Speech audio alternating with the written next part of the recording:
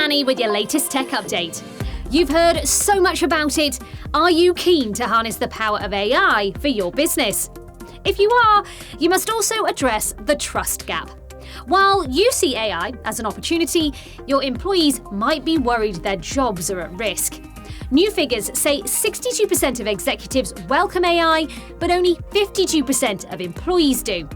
23% of employees doubt their company's commitment to them when introducing AI. But 70% of leaders believe that AI should work alongside humans, not replace them. How do you bridge this gap? Start with conversations about why AI is a friend and not a foe. Invest in training to demonstrate how it can make people's roles more interesting, and involve your employees in the implementation. AI isn't a threat to job security, it's a tool for growth and innovation. We can help you introduce it in the right way. Get in touch. That's your tech update. More next week.